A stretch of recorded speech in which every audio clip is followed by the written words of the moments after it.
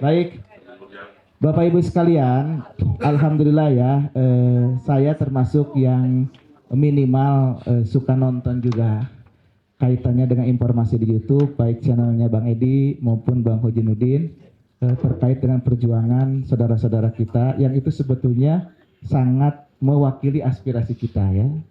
Ini juga ada Bang Sedidu yang menjadi trigger. Nah, kita tentu ingin mendapatkan informasi lebih dan tentu apa yang bisa kita lakukan dan dalam konteks saudara-saudara kita yang sudah berjibaku, yang sedang berjuang mengadvokasi PIK yang sebetulnya secara administrasi itu kan ada di Tangerang, Banten ya. Tapi kan ini orang Bekasi, ini orang Jakarta. Pak Sedidu mungkin orang Banten kan asalnya dari Sulawesi, tapi ini kan konteksnya bukan hanya urusan Tangerang atau Banten. Ini menyangkut kedaulatan negara kesatuan Republik Indonesia.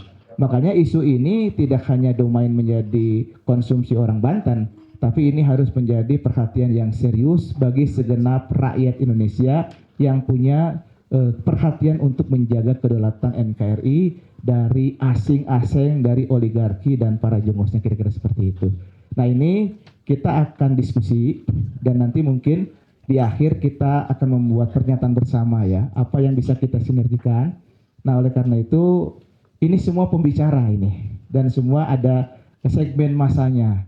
Artinya kita atur masing-masing untuk menyesuaikan diri, tapi tentu kita orang Bandung adalah sebagai ansor, sebagai tuan rumah, kita persilahkan dari muhajirin ya, dari pendatang, dari orang yang dari Jakarta dan sekitarnya untuk menyampaikan. Silakan diatur siapa yang paling berhak di urutan pertama kedua, saya serahkan kepada Bapak Judin untuk mengaturnya ya. Nah, nanti tanggapan dari Bandung, siapa itu urusan saya mungkin ya. Kalau semuanya kan tidak mungkin bicara ya, ini mohon maaf. Nanti kita konklusi, ada pernyataan bersama dan tentu dengan satu harapan, kedepannya kita bisa tindak lanjuti dalam bentuk bukan hanya omon-omon. Nah, bisa jadi kita turun bersama atau seperti apa ya. Siap? Allahu Akbar. Merdeka. Nah, kepada Bang Ahmad Hojinuddin waktu dan tempat dipersilakan. Baik, bismillahirrahmanirrahim. Assalamualaikum warahmatullahi wabarakatuh. Terima kasih Ustaz Asep Syarifuddin yang telah menerima kami rombongan dari Jakarta. Insya Allah nanti perwakilan yang pertama nanti ada dari Bang Sedidu, ada juga dari Bang Edi Mulyadi, ada Pak Kolonel Nursam nanti mewakili purnawirawan yang menjadi prinsipal, ada Bang Azam Khan, juga nanti ada Bu Kurnia, termasuk nanti perwakilan dari ARM ya. Tolong ditunjuk karena Bu Menung nggak bisa hadir, nanti bisa mewakili salah satu, termasuk Bu Zulia nanti juga bisa menyampaikan. Nanti juga kami ingin masukan tanggapan dari yang ditunjuk, atau kalau waktu memungkinkan semua juga bisa memberi masukan karena kita ingin sharing. Baik, yang pertama ingin saya sampaikan adalah agenda ini sengaja kami sampaikan ke Ustadz Asep dengan latar belakang bahwa persoalan Banten ini bukan hanya persoalan rakyat Banten, tapi persoalan kedaulatan negara kesatuan kita, Republik Indonesia, yang bahasa saya saat kami silaturahmi ke Banten diterima oleh Kiai Haji Embai Mulya Sarif dan juga tokoh-tokoh di Banten saat itu, saat Sawalan hari keempat kalau nggak salah atau kelima. Itu kalau sampai Banten jebol, maka wilayah lainnya akan mudah untuk dikuasai oleh oligarki. Kenapa? Karena Banten saja yang dekat dengan pusat kekuasaan, dekat dengan aktivis, banyak tokoh pergerakan, banyak jawaranya bisa lewat. Apalagi yang jauh-jauh misalnya di ujung Papua, di Aceh, di Palembang dan yang seterusnya, di Batam ya dan yang lain. Kedua, ternyata masalah kedaulatan tanah khususnya yang di wilayah laut itu bukan hanya sudah menyerang Banten ya, juga Jawa Barat. Terbukti yang di daerah Kabupaten Bekasi, Desa Segarajaya, Kecamatan Tarumajaya, Kabupaten Bekasi itu juga ditemukan pagar-pagar laut serupa seperti yang ada di Tangerang, Banten. Hanya memang beda perlakuan karena pemainnya kecil, sehingga bisa ditemukan pelakunya, PT-nya tahu, bahkan PT-nya dihukum untuk membongkar sendiri. Nah, ini berbeda dengan di Banten yang membongkar harus aparat TNI kita. Kenapa demikian? Sederhana saja, karena kami sudah kumpulkan data. Kalau di Banten ini pemainnya memang oligarki besar. Jadi PIK 2 itu yang punya Aguan dan Antoni Salim gitu. Dan kita meyakini semua aparat banyak yang kemudian terlibat, sehingga ketika aparat tidak menindak wajar, karena soalannya bukan hanya mereka melindungi Aguan dan Antoni Salim, tapi sebenarnya aparat itu juga sedang melindungi mereka sendiri, karena kalau satu kena mereka pun akan terlibat.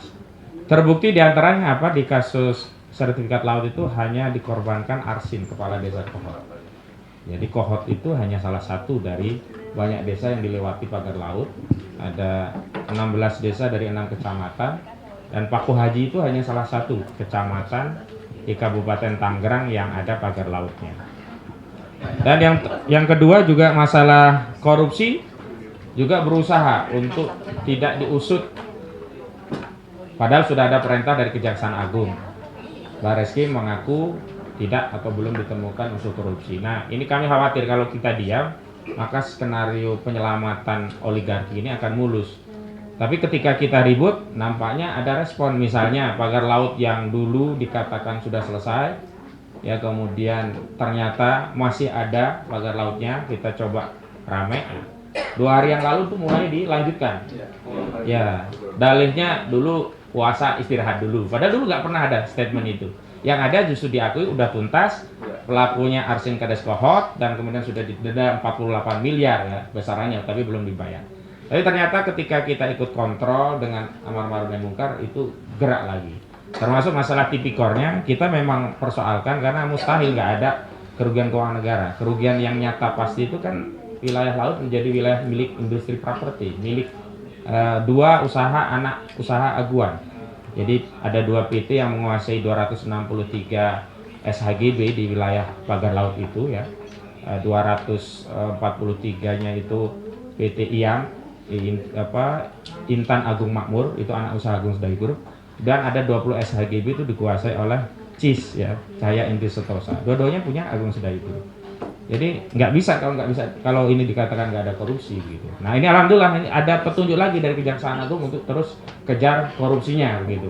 Walaupun Bareskrim sebelumnya Juandadi Roharjopuro ngeles lah ibaratnya, ini nggak ada jadi nggak bisa kami lanjutkan. Gitu. Artinya apa yang kita lakukan itu insya Allah selalu ada dampaknya. Nah saya melihat ada beberapa hal yang perlu kita sampaikan dan nanti kita butuh dukungan karena ini masalah kita. Yang pertama adalah jangan dipahami ini persoalan hukum, Pak. Ini persoalan politik dan kedaulatan negara. Sehingga hukum itu tidak akan bisa menegakkan aturan kalau otoritas politik dan negara tidak membackup proses penegakan hukum. Hukum itu di bawah kendali otoritas politik. Kalau penguasa, kekuasaan politik tidak mendorong aparat bergerak, hukum nggak akan gerak. Dan kita tahu bahwa hari ini kekuasaan politik itu tidak tunggal, terbelah. Secara de jure memang Presiden Prabowo Subianto yang dilantik, secara de facto cawe-cawe keluarga, kalau istilahnya Bang Saididu Sulu itu, kekuasaan Sulu masih terus tim Sulu. Makanya kita harus dorong dengan memberikan dorongan legitimasi kepada kekuasaan politik untuk mengambil masalah ini dan menegakkan hukum dengan apa? Dukungan rakyat bahwa memang ini harus diproses, gak usah ragu. Karena masalahnya, ancaman bahayanya dan seterusnya sudah luar biasa gitu. Nah, di Jawa Barat itu ada juga di Karawang, di Pantai Karawang itu sudah ada proses juga rencana jual beli, tapi karena rame-rame PIK 2, informasi yang kami terima sementara berhenti. Ya. Dan kalau kita bicara tentang pagar laut, justru di Makassar juga sudah ada direklamasi, dan perlu kami update ya, di Pantai Indah Kapuk itu sudah ada reklamasi sifatnya natural. Nggak harus pakai pasir yang diuruk lewat kapal besar, tapi bibir pantai itu direklamasi dengan cara membangun tanggul, terus yang belakang tanggul itu air laut dikeringkan lalu diuruk. Jadi sudah nyicil gitu dari bibir pantai. Makanya saya lihat ini otoritas negara, misalkan Komisi 4 DPR RI, Komisi 2, itu seperti tidak diindahkan. Dan perintah Presiden pun seperti diabaikan di lapangan. Nah ini yang harus kita sampaikan kepada masyarakat update-nya. Insya Allah itu pengantar saya karena akan banyak yang disampaikan yang lainnya. Intinya nanti setelah ini kita punya komitmen bersama bahwa persoalan ini jangan dipahami hanya persoalan rakyat Banten, dan kami sudah konsolidasi. Artinya kalau kita melakukan ini nggak akan ada masyarakat Banten yang menyatakan, oh ini kan masalah kami, kenapa Jawa Barat ikut-ikutan. Nggak akan ada. Karena yang begitu itu rata-rata anak buahnya aguan. Yang kalau meminjam istilahnya nelayan kholid, mereka berusaha menggunakan logika penjajah, yakni logika parsial. Jadi memecah-mecah seolah-olah ini bukan urusan saudaranya. Kalau ada rumah kebakaran, biarin aja, yang penting bukan rumah saya. Nah, begitu narasi yang mereka bangun. Tapi kalau elemen-elemen tokoh dan yang memang selama ini bergerak untuk mengadvokasi, misalkan Khalid, ya kelompoknya Kiai Haji Embai Mulyasari dan yang lainnya lah, itu sepakat memang persoalan ini bukan hanya persoalan Banten dan memang nggak bisa diselesaikan hanya untuk orang Banten saja. Karena dampaknya tadi ini bisa meluas ke seluruh wilayah lain. Nah, ada tambahan, ini saya mau kasih tahu bahwa kebijakannya sudah disiapkan sejak pembentukan Undang-Undang Cipta Kerja ya. Undang-Undang Nomor 6 Tahun 2023. Kemudian didetailkan melalui PP 18 2021. Mereka ya lebih masif ya berusaha melakukan perampasan tanah di wilayah darat dan lautan. Kalau wilayah laut itu mereka menggunakan PP 18 2001 itu pasal 66 karena mereka nanti akan dapat hak untuk melakukan rekonstruksi atau reklamasi di tanah-tanah yang mereka klaim sudah punya hak atau HGB tadi, dengan dalih dulu itu tanah yang daratan menjadi laut ya, jadi tanah musnah. Itu dalihnya ada. Nanti bisa dibaca di pasal 66 PP 18 2001 tentang hak tanah, satu rahmat khusus dan hak apa begitu ya, lupa saya lanjutannya. Pokoknya 18 2001 gampang, kita googling saja di pasal 66 ya. Kemudian yang kedua, kita juga harus hati-hati. Mayoritas masyarakat itu punya tanah itu tanah hak adat. Cuman paling 10-15% lah rakyat kecil itu yang punya tanah sampai SHR. Rata-rata kalau di daerah, apalagi di pinggir-pinggir itu masih kiri, kitir, kohir dan seterusnya. Nah ini kita harus hati-hati karena per Januari 2026 ya, bukti kepemilikan hak adat ini akan dihapus oleh pemerintah. Dan itu sudah ada sejak PP 18 2021 karena di PP 18 2021 itu sudah disebutkan ya, hanya ada waktu 5 tahun untuk meningkatkan sertifikat mereka menjadi sertifikat peningkatan hak ya dari tanah adat menjadi hak milik. Itu 5 tahun, tapi kan nggak semua orang tahu pasal ini, itu satu. Yang kedua, nggak semua orang punya duit. Kan tahu meningkatkan hak di BPN kan kalau nggak ada duit nggak jalan. Nah begitu lewat waktunya per Januari nanti ya, rakyat ini dianggap bukan bukti kepemilikan lagi, akhirnya proses perampasannya menjadi mudah. Jadi mafia oligarki tinggal ya bermain dengan BPN. Saya tegaskan bukan oknum ya, BPN. Karena di kasus PIK 2 itu semua terjadi atas sepengetahuan, koordinir dan kontrol langsung dari BPN. Kontrol langsung dari BPN, bukan oknum. Kalau oknum kan 1-2, ini seluruhnya terlibat. Makanya kemarin ketika Nusron menyatakan ada salah satu yang kemudian diberikan sanksi dan diberhentikan dari jabatannya, itu bohong itu. Karena orang yang disebutkan inisial JS, Joko Susanto, itu sebenarnya adalah mantan Kantah BPN Kabupaten Tangerang, Kepala Kantor Pertanahan Kabupaten Tangerang, yang udah pensiun. Bagaimana mungkin orang pensiun katanya diberi sanksi, diturunkan dari jabatannya. Artinya proses pembohongan ini ya ingin melegitimasi skenario penyelamatan Aguan dan Antoni Salim di proyek PIK 2. Nah ini harus kita bongkar, kita harus kasih tahu masyarakat. Dan kita tidak perlu ragu sekarang menyebut Antoni Salim, Aguan, karena faktanya mereka yang punya proyek ini. Jadi jangan mau kita diadu domba hanya dengan calo-calo tanah yang nggak seberapa, dengan kepala desa, walaupun kepala desa juga terlibat. Tapi yang mendapatkan keuntungan dari proses perampasan tanah ini, ya yang punya proyek PIK 2. Siapa yang punya proyek PIK 2? Itu 2 grup usaha besar. Pertama Agung Sedayu Group punya Aguan atau apa namanya itu? Bukan, Aguan itu nama lainnya siapa namanya? Sugianto Kusuma. Dan yang kedua grup Salim Group punya Antoni Salim. Makanya kedua pihak ini kita gugat begitu. Nah ini yang paling penting kami sampaikan. Nah kalau yang kedua ini masalah ancaman kedaulatan juga ancaman hak milik kita menjadi hilang yang tanah adat tadi, bukan hanya orang Banten, seluruh Indonesia, karena PP itu berlaku di seluruh Indonesia. Saya sudah menulisnya, nanti kalau perlu detail biasanya saya selalu menulis dalam bentuk artikel, tapi ini karena sifatnya oral itu sebagai pengantar saja. Selanjutnya yang pertama saya minta Bang Said Didu untuk menyampaikan pandangan sejak flashback Bang dulu awal Abang mengadvokasi sampai terakhir, dan apa situasi terkini yang bisa dibagi kepada kami juga kepada tokoh-tokoh Jawa Barat. Izin ya. Silakan Pak. Alhamdulillah. Assalamualaikum warahmatullahi wabarakatuh. Sebenarnya saya tidak sengaja datang, hanya baca WA-nya Bu Yulia, teman-teman mau kumpul, kebetulan saya ada acara di Bandung, saya mampir. Saya pikir di ruangan ini kita bersyukur yang insya Allah orang-orang yang mendapatkan hidayah untuk menyelamatkan bangsa ini. Karena sebenarnya kejadiannya sederhana. Saya diminta istri saya menanam mangrove di ulang tahun saya. Jadi saya datanglah ke ke Mauk sana menanam mangrove. Tahu-tahu rakyat bilang, Pak, sebentar lagi kampung kami habis. Tanggal 2 Mei 2024. Kampung kami habis akan digusur oleh pagar laut ini. Nah, situ muncul ini nggak benar. Nah, saya marah lah. Mungkin Allah yang menyuruh meminta saya marah.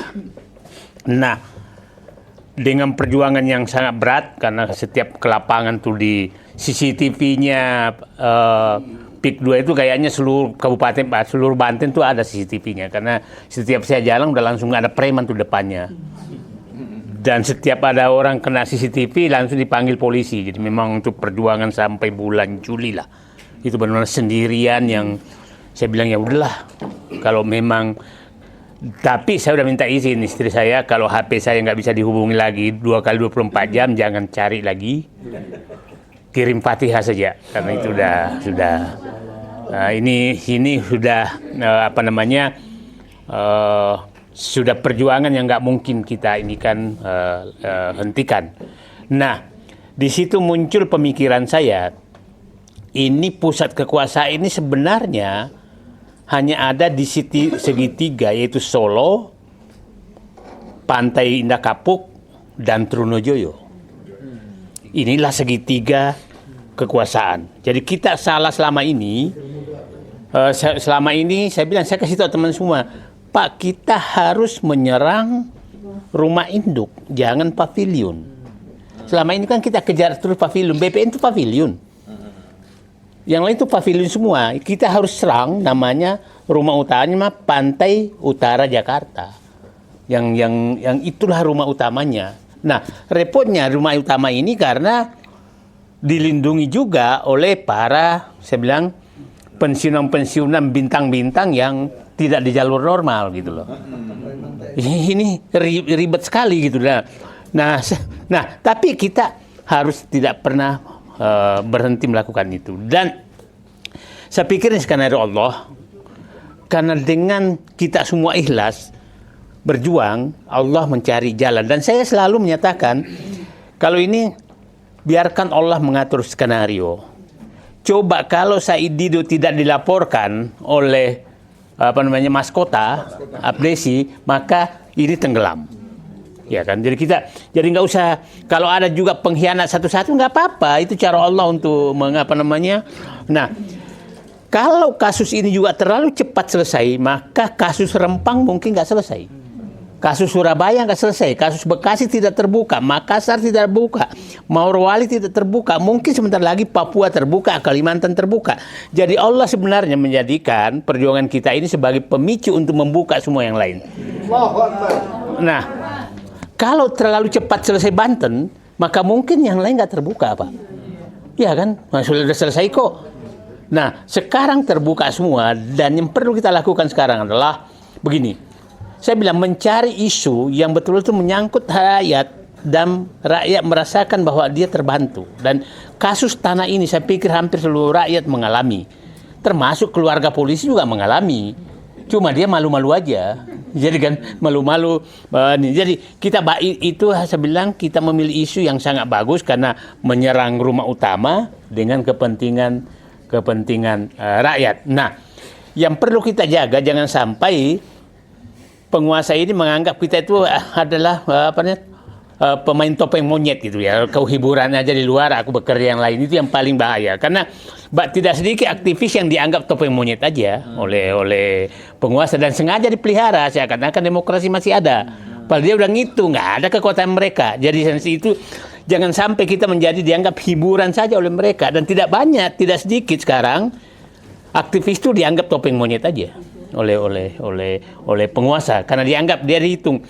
Udahlah biarin aja lah, kalau perlu biaya sendiri sebagai seakan-akan masih aktivis, tapi dia udah tahu bahwa. Nah, kebetulan tadi dengar ini, nah biasanya kita orang KBP itu kan tandang ke gelanggang meskipun seorang itu. Nah, itu kan. Nah, cuma repotnya kita PI ini, ya saya orang KBPI juga. Seakan-akan dengan menyebutkan Allahu Akbar semua beres gitu kan. Itu.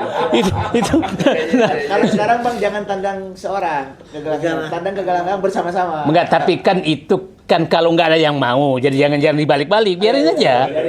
Itu kan menambah keberanian kita, bukan berarti kita nggak mau bersama. Cuma kalaupun kau seorang majulah, gitu. Itu kan itu maknanya perjuangan itu, bukan berarti kita nggak mau bersama. Tapi jangan selalu sekarang Allahu Akbar semua beres, nggak bisa.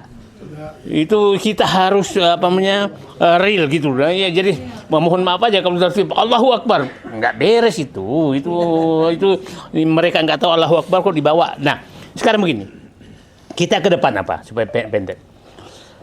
Ini menurut saya jaringan kita seluruh Indonesia, mohon maaf Kalimantan tuh repot sekali loh. Kalimantan tuh itu kita harus bantu juga tuh. Nah, menurut saya mungkin pernyataan ini bahwa ini di Bandung kita akan bergerak ke seluruh Indonesia menyelamatkan tanah-tanah rakyat bersama dengan tadi kemarin bersama dengan Sabta Margais dan Sumpah Prajurit di jalan normal istilah saya itu. Nah, kita bersama itu untuk karena kan saya bilang gini. Makassar lebih parah loh. Dan mereka masuk lewat BUMD, itu problemnya. Ini awalnya Banten ini BUMD loh rencananya. Dan 2011 itu rencananya BUMD. Nah, di Makassar BUMD. Nah, Bapak bisa bayangkan Morowali itu 200 km panjang pantainya, tinggal 40 km yang tidak diserahkan kepada, mohon maaf, sebagian besar Cina. Papua begitu, Maluku begitu, Kalimantan begitu, semua begitu. Nah, sekarang ini terbuka semua. Nah, kita harus bersyukur juga. Rempang insya Allah selesai. Dan Rempang itu, orang yang punya Rempang, nggak usah sebutkan namanya, pasti Bapak tahu semua. Dia menyatakan, Alhamdulillah kalau selesai, saya jadi korban. Yang main sebenarnya bukan dia. Ya, bukan dia. Yang main itu adalah yang ikut tanda tangan di Cina sana. Dan yang penghubung-penghubungnya yang membela terus Cina itu yang main. Nah, Surabaya juga dia juga yang main. Jadi pemainnya ini semua, ini yang kita harus. Nah, kita harus mulai berani menyebutkan nama. Ya, menyebutkan nama dan saya pikir Pak Pur, ya saya pikir udah mulai berani kok menyebutkan siapa sih bintang-bintang itu menjadi komisaris di mana kan sebutkan aja namanya, kan nggak melanggar hukum. Ya kan Pak? Supaya publik paham ternyata mereka lah menjadi pelindung. Tidak salah kita menyebutkan bahwa dirut PT Agung Sedayu adalah Nono Sampuno. Nah, Nono Sampuno adalah bintang 3. Ya, kan nggak salah Pak. Ya kan? Nah, jadi siapa lagi yang grupnya komisaris di Lipo? Kan ada juga bintang 4 komisaris di Lipo. Ya kan? Komisaris bintang 8 siapa? Ya, enggak. Ya, jadi kita sebutkan aja, kan nggak melanggar hukum, Pak. Supaya publik paham bahwa sebenarnya memang ini yang menjadi pelindung. Ini pelindung terhadap, ya mohon apa aja. Lipo berapa? Di Makassar melakukan itu, di Mekarta melakukan itu, tapi kan komisarisnya kita tahu siapa, gitu kan? Supaya publik juga paham, supaya begini sih Pak. Nah, ya kan ada, kita tahu lah bintang toko Jawa Barat lah. Nah, jadi maksud saya begini. Ya. Jadi saya mendapatkan ini bahwa siapa tahu cucunya malu maka menasihati kakeknya. Kakek udahlah. Sudahlah bapak ini dicap sebagai pelindung, maka nasibku ke depan adalah susah. Jadi karena sepertinya Pak Hussein, hukum tidak bisa terlalu diharap sekarang, maka hukum sosial kita gunakan.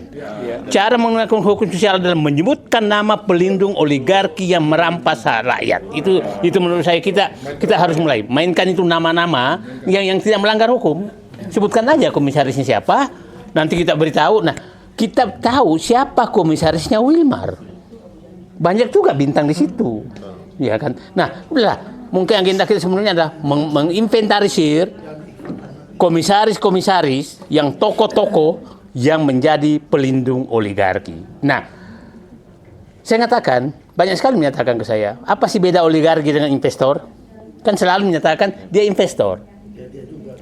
Oligarki itu 3 syaratnya. 1, oligarki selalu menggusur rakyat. Yang kedua, oligarki selalu merampok negara. Yang ketiga, oligarki selalu menyogok penguasa, politisi, dan aparat hukum.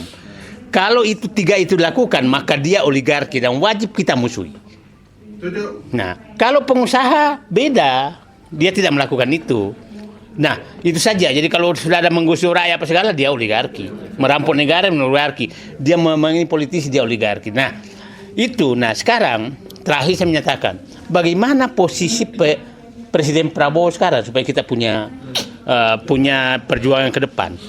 Nah, kita ini dihadapkan buah si malakama karena ada pembelokan agenda. Kalau kita tidak mendukung Prabowo, maka Gibran naik. Ya, iya kan?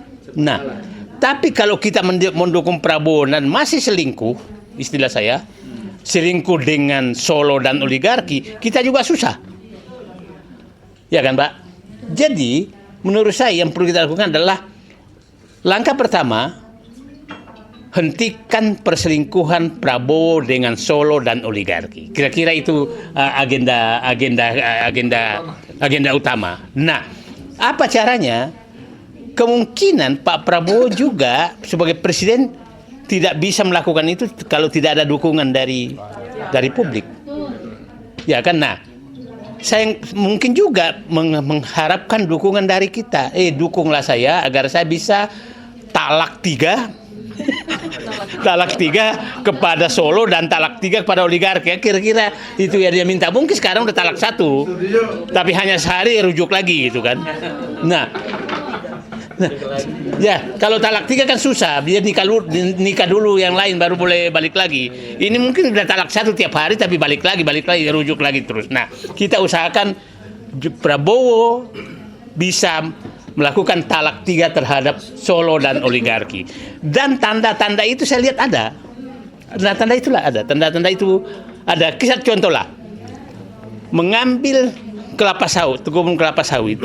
Itu tanda dia mau talak 3. Menghentikan IKN memperlambat maunya itu mau talak 3. Menghentikan PSN-nya PIK 2, Rempang, Surabaya, BSD itu menuju talak 3 tapi masih talak 2. Nah, artinya dia udah bisa menyentuh.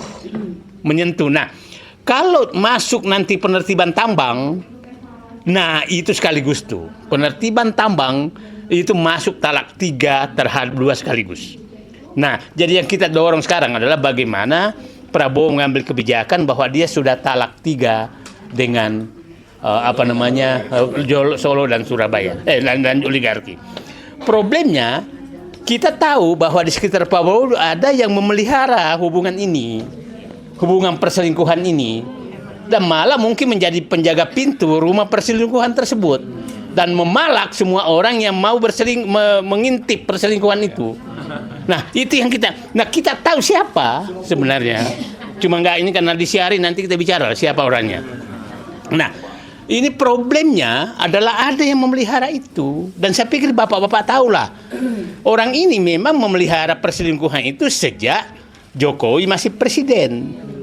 Nah, dia lupa bahwa sekarang perselingkuhan itu harus diakhiri karena perselingkuhan dengan Jokowi itu dalam rangka menuju menjadi presiden. Harusnya setelah jadi presiden, perselingkuhan diakhiri. Karena itu hanya cara. Nah, itulah sering menyatakan mereka ini siasat. Kan menyatakan bahwa dekatnya ke Solo karena siasat untuk jadi presiden. Kalau siasatnya tujuannya berhasil, hentikan dong. Karena siasatnya sudah selesai. Jangan.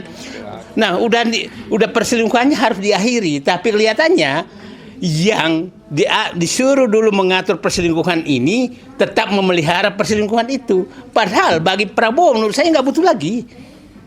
Kan nggak butuh lagi penghubung ke Trinojoyo, penghubung ke Pejaten, penghubung ke Gunung Bundar, gitu kan, penghubung kepada Pantai Utara Jakarta, kan harusnya diakhiri. Nah, penghubung ini memelihara terus itu seakan-akan masih dibutuhkan. Jadi saya pikir ke depan sekarang agenda kita adalah tunggal saja bahwa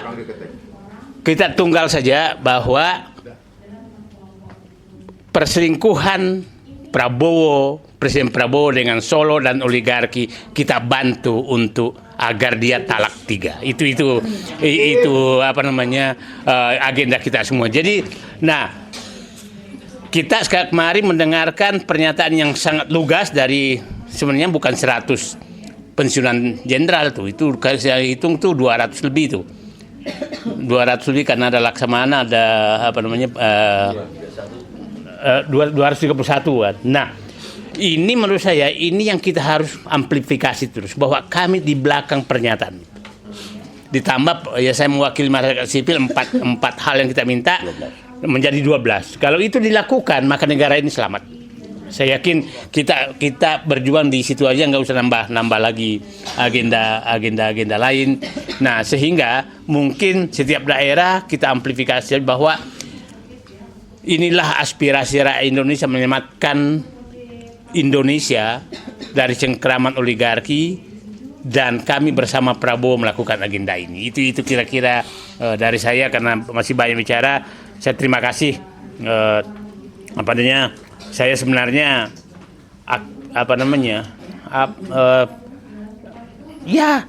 mengikuti aja dengan Pak Edi itu yang pertama kita turun ke bawah, dikejar-kejar kita dikejar-kejar oleh polisi, oleh preman, oleh apa.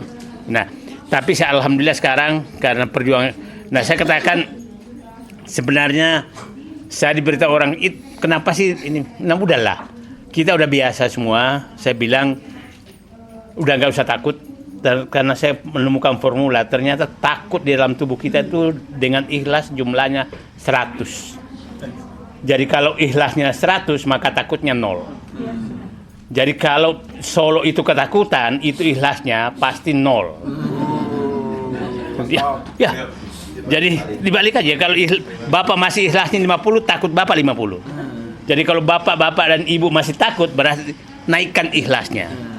Nah, sama Bapak kalau takut sama istrinya itu masih ikhlasnya kurang gitu.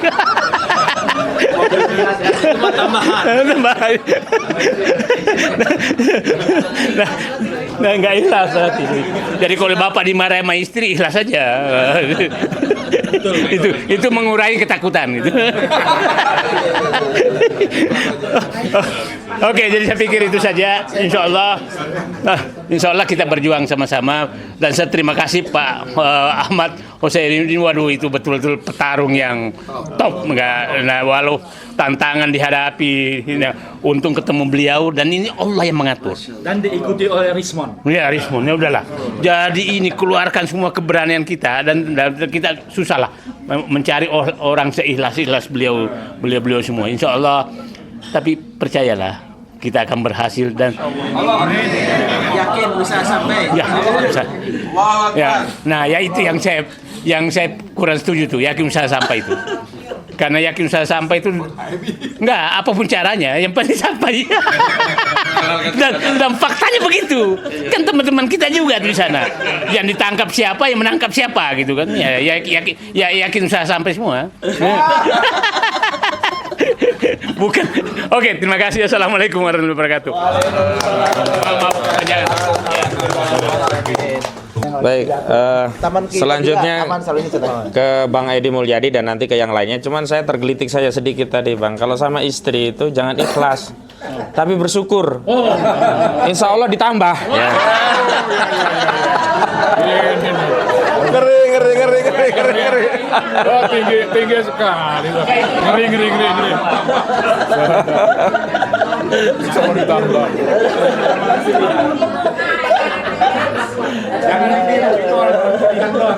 Oke, bismillahirrahmanirrahim. Assalamualaikum warahmatullahi wabarakatuh. Waalaikumsalam warahmatullahi wabarakatuh. Alhamdulillahirrahmanirrahim. Salawat dan salam semoga Allah limpahkan pada Nabi Muhammad SAW serta keluarga, sahabat dan pengikutnya yang setia dengan risalah yang dibawanya. Amin. Alamin. Tapi tadi kalau Ustadz Rosidin ngomong begitu, sebenarnya nggak salah-salah amat. Ada di surat Ibrahim itu ada.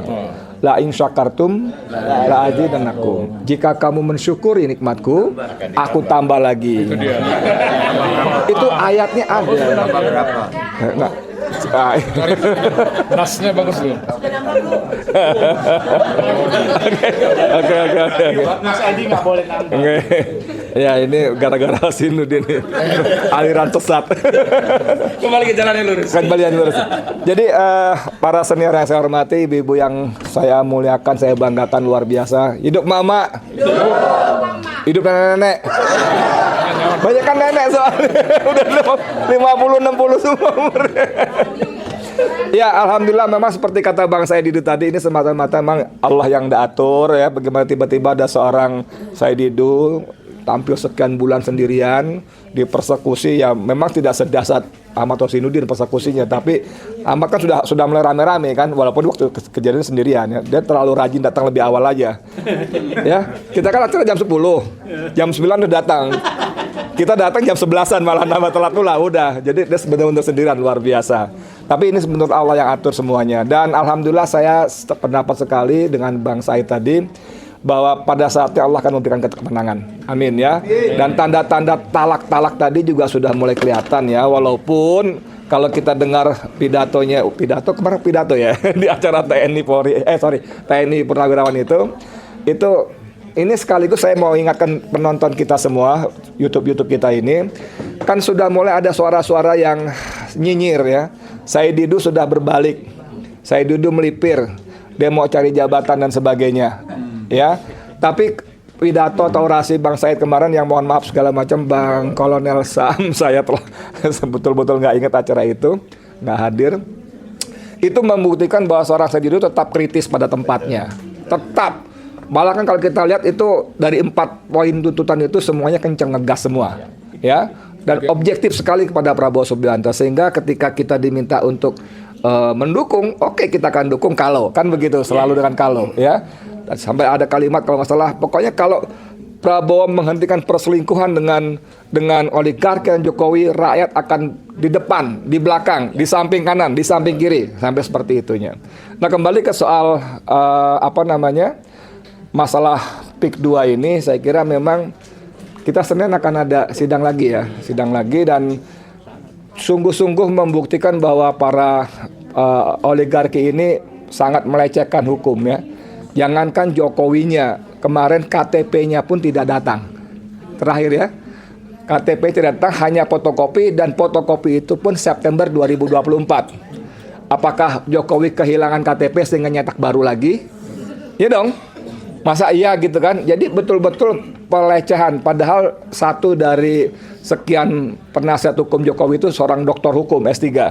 Mustahil kalau dia nggak paham masalah-masalah administrasi beracara. Mustahil. Jadi memang saya kira bahwa yang dikomandani Ahmad Rosinudin dengan Kurnia, dengan siapa lagi banyak yang media segala macam itu, yang pengacara itu luar biasa sekali. Tapi memang tidak cukup kita menyerahkan persoalan ini kepada ruang sidang belaka ya. Karena kita tahu bahwa seperti Bang Said tadi, oligarki itu membayar semuanya. Ada 3 cirinya. Salah satu cirinya adalah membayar semuanya, termasuk aparat hukum. Dan memang kalau kita lihat perampasan aset, kalau kita pinjam istilah Ustadz Ahmad Rosinudin, perampasan lahan rakyat itu memang melibatkan semuanya. Melibatkan semuanya, termasuk BPN-nya, termasuk polisinya dan sebagainya. Dan tadi termasuk juga di bidang hukumnya. Waktu acara halal bihalal di rumah siapa namanya Bang Said kemarin, Haji Fuad. Itu Bang Said menjelaskan 31 tahun loh seorang Saididu berperang melawan oligarki ya. Saya tambahin sedikit, seorang Saididu yang bunyinya kenceng gitu, apalagi orang-orang biasa, rakyat biasa gitu loh. Dan tragis ironisnya, lawannya adalah orang yang pernah ditolong ya, yang lahannya direbut oleh pensiunan berbaju hijau, dia bilang begitu kemarin.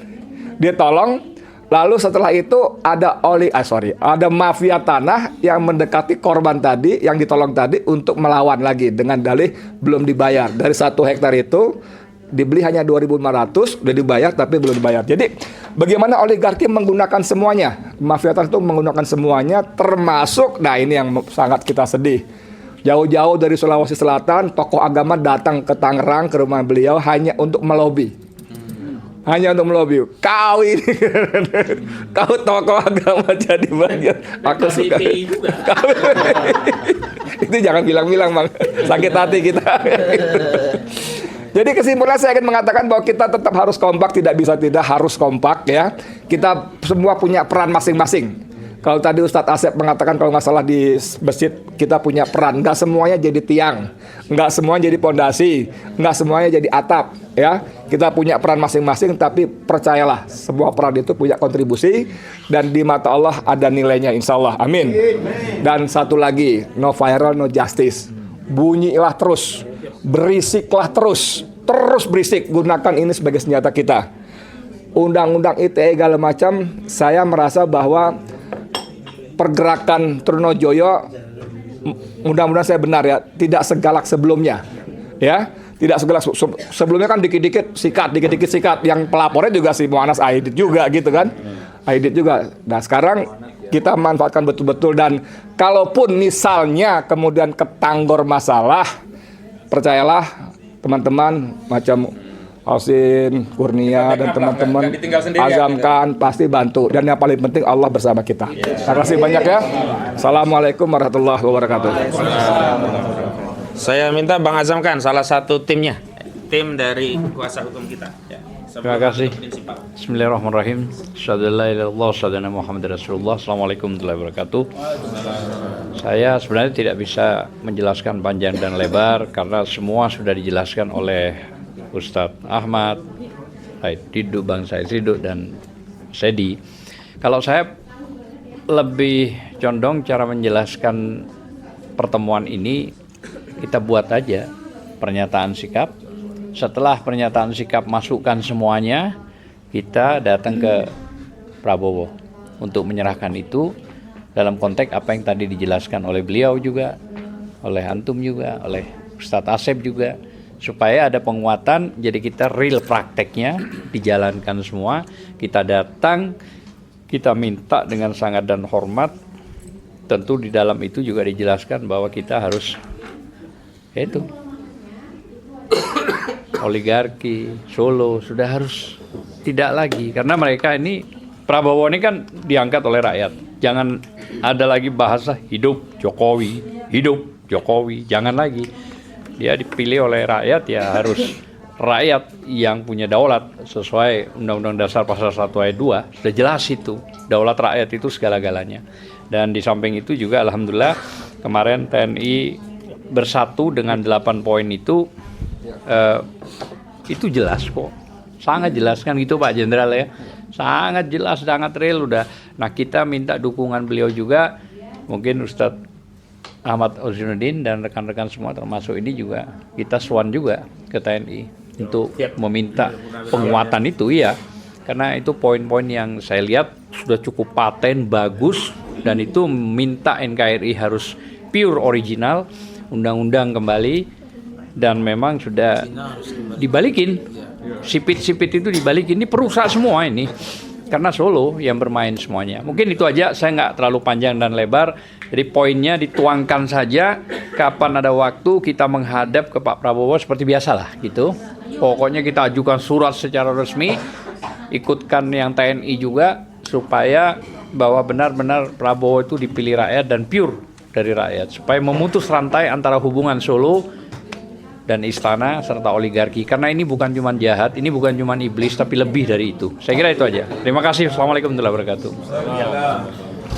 Bang, tolong. Selanjutnya salah satu prinsipal dari FPPI, Kolonel Nur Sam, silakan Pak. Tadi Pak Sugeng Waras pamit ya? Tadi mau ke sini tapi bersama dengan beliau. Terima kasih. Assalamualaikum warahmatullahi wabarakatuh. Waalaikumsalam warahmatullahi wabarakatuh. Izin Bang.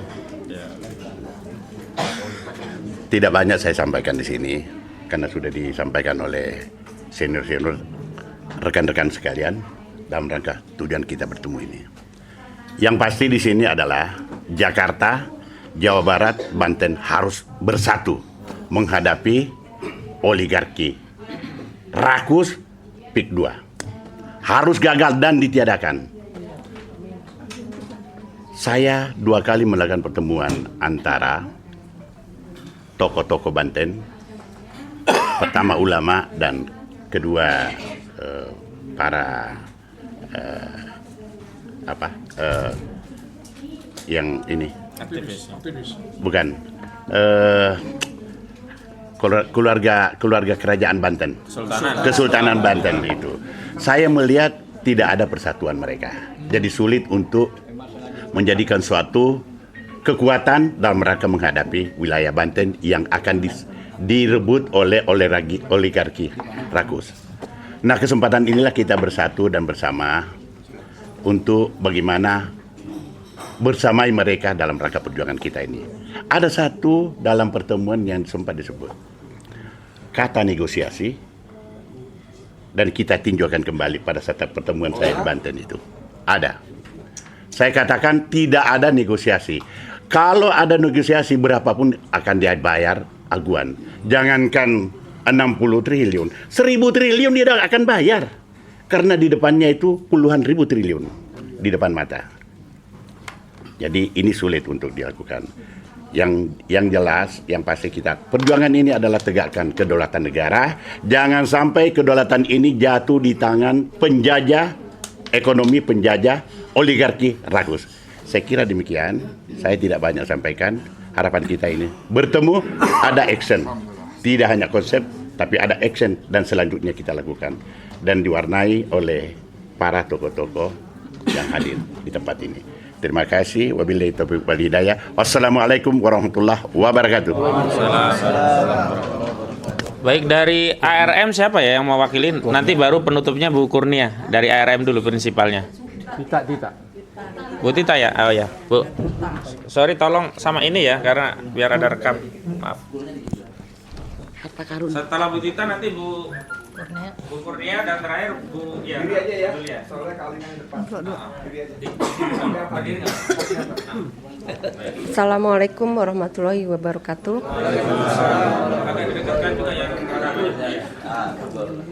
Saya sebagai prinsipal dari Aliansi Rakyat Menggugat tetap mengawal dan melaksanakan yang namanya PIK 2. Kita tidak akan berhenti untuk tetap yang namanya kasus demi kasus yang sudah oligarki, aguan tentang pagar laut harus kita lanjutkan. Karena memang seperti Pak Ustadz Kosinudin bilang tadi, ketika kita kemarin tidak mengawasi sana, tiba-tiba mereka menghentikan kegiatan.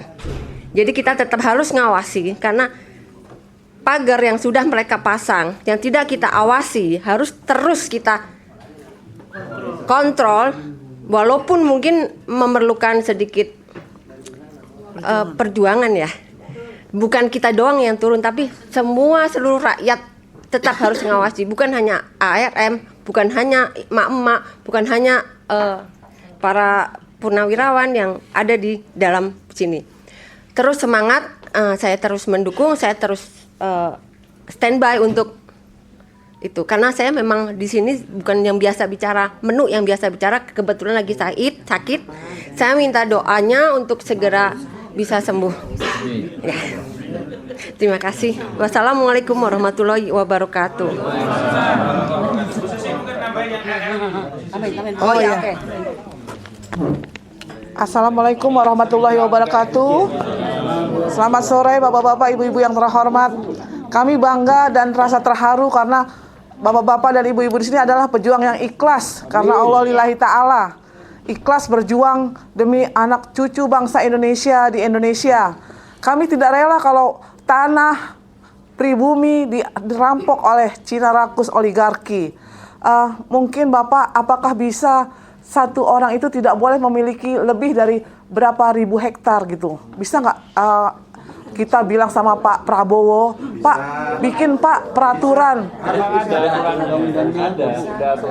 Ada, tapi kenapa banyak banget oligarki punya Pak? Itu rakyat Rempang terzolimi, rakyat Halmahera terzolimi, semua hampir seluruh pantai sudah dijarah oleh Cina oligarki melalui program obornya One Belt One Road. Kami mohon mungkin dengan Pak Jenderal Purnomo Pak dari TNI Angkatan Laut Pak, tolong jaga laut kami Pak. Jangan sampai diambil Cina-Cina rakus, jaga kedaulatan Pak. Minta tolong, mungkin Bapak banyak temannya di Angkatan Laut. Kita harus berjuang karena nenek moyang kita adalah pelaut. Nenek moyang kita pelaut, jadi kita harus berjuang sampai titik darah penghabisan.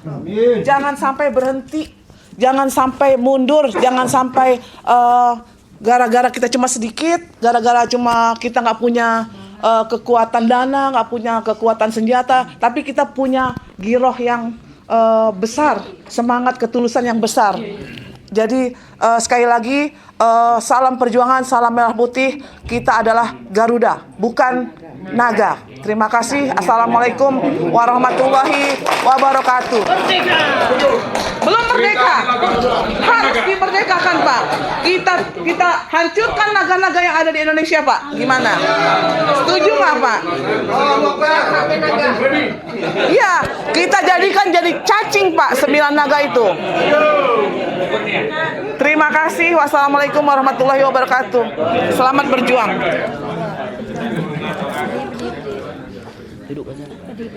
Bismillahirrahmanirrahim. Assalamualaikum warahmatullahi wabarakatuh. Bapak-bapak ibu sekalian, ini semua sudah diborong ya. Jadi saya ini sebenarnya kehabisan ide ini. Tapi kata Ustadz Ahmad Qasiduddin tidak akan pernah kehabisan ide begitu ya. Ya saya ngarang dulu nih begitu ya. Tadi saya tertarik dengan disampaikan oleh Pak Said Didu bahwa kita harus membuat pisah atau talak 3 antara Joko Widodo dan Bapak Prabowo Subianto ya begitu. Memang ini suatu seperti hal yang mission impossible ya. Sebab pertautan keduanya itu adalah pertautan yang simbiosis mutualisme begitu ya kan. Nah jadi memang agak sulit ya. Ya salah sendiri memang mereka yang bikin sulit begitu kan. Yang akhirnya menyulitkan seluruh negara kesatuan Republik Indonesia ini gitu. Nah kalau dalam persidangan itu bahwa yang memutuskan mereka akan bercerai itu berdasarkan fakta-fakta persidangan gitu ya, membuat mereka bercerai itu hakim gitu kan. Maka sebenarnya berdasarkan itu kita analogikan kita rakyat Indonesia inilah yang menjadi hakimnya. Nah, bagaimana menjadi hakimnya itu? Ya kita harus sampaikan kepada beliau bahwa ini kan agak unik ya. Kalau ada orang kan bercerai itu dia yang menginginkan perceraian kan begitu. Ini hakimnya yang mengenangi, hakim yang rakyat tadi menginginkan perceraian begitu kan. Nah jadi oke lah apapun itu maka tugas kita sebenarnya Pak menembus ring di sekitar beliau itu. Bukan rahasia. Beliau ini coba kita tanyain. Beliau ini nggak tahu dihalang-halangi tahu atau bagaimana kan begitu. Nah sekarang pertanyaannya barangkali Bang Said Didu bisa nih menembus beliau begitu kan. Nah dimulailah disadarkan pelan-pelan kondisi ini masa seperti orang pusing terus gitu kan, puyeng terus itu nggak tahu terus kan nggak mungkin. Bukankah 5 tahun yang lalu dia itu menginginkan menjadi presiden itu karena ingin menghibahkan hidupnya guna tanah air tercinta ini. Dia sendiri yang menggembar-gemborkan bahwa semua barang-barang tambang habis dieksploitir oleh pihak asing dan asong. Beliau sendiri itu sampai menghentak-hentakkan meja. Lalu kemana jiwa dan semangat itu? Tidak mungkin jiwa semangat itu hilang seketika kan begitu. Nah jadi menurut saya Pak, yang pertama ini menurut hemat saya kita nggak bicara persidangan ya Pak ya, karena ini sebenarnya bukan masalah hukum. Percayalah Pak, kalau masih di bawah bayang-bayang pertautan di antara keduanya, saya bisa mengatakan bukan berarti membuat Anda semua kecewa ya. Kita itu sulit untuk menang di pengadilan itu. Tapi kalau kami, setiap menang atau kalah, kami akan jadikan itu sebagai bahan pertarungan. Misalnya hakim mengatakan begini, kami akan lawan menjadi begitu, gitu kan. Jadi yang penting dalilnya jelas, kan begitu. Dan mereka pun sebenarnya nggak bisa lari dari dalil-dalil itu. Hanya bisa menggunakan kekuasaannya berdasarkan pesanan tadi, begitu. Betul sekali. Nah, ya kan. Nah, jadi bagaimana? Akhirnya saya ingin mengatakan begini, Pak. Semua rencana yang ada di atas kertas itu, semua semangat itu hanya akan menjadi kosong belaka tanpa suatu eksekusi. Nah kami bertanya nih mak-mak, kapan Pak eksekusinya? Udah nggak sabar mau perang aja Pak, gitu ya. Beneran Pak, percayalah Pak. Perang Pak, perang Pak, ya beneran loh Pak. Ini sudah mohon maaf ya terhadap Banten sudah kurang ajar Pak. Ya kita ini bangsa yang pemalu ya, pemaaf ya kan, mudah lupa. Padahal kita ini sudah injak-injak, ya kan? Mana ada orang Indonesia bisa kaya raya di Cina sana, Pak? Kecuali menjadi babu begitu kan? Nah, jadi menurut saya, Pak, mohon banget. Nah ini saya mau bilang juga dong. Kemarin kan kita ikuti itu pertemuan dengan para purnawirawan. Ayo Pak, ini jangan simbol semata. Lalu kita nyatakan sikap merdeka.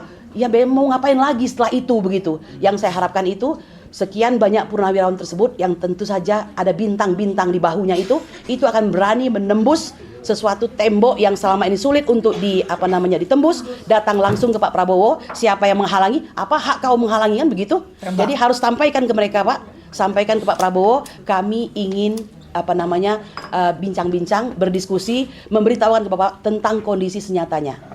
Kecuali Pak Prabowo pura-pura nggak tahu, itu lain urusan kan begitu. Nah, yang kemudian yang ingin saya sampaikan Pak, ini terkait dengan apa yang bisa kami lakukan ya. Ini Bang Ahmad Kosinudin ini selain dia juga adalah koordinator advokat di MOR PT RPIK 2, beliau ini kadang-kadang nyambi juga ke TPUA begitu ya. Jadi dia sendiri, pokoknya kami ini sibuk sana sini. Kalau seperti ER atau emergency room di rumah sakit itu terus menerus balik sana balik sini tuh, pokoknya bergerak terus. Nah sama seperti yang kami lakukan, mari kita bersinergi. Kebetulan mungkin Bapak tahu ya, saya sampaikan sedikit, kami baru pulang dari Jogja ya kan, menemui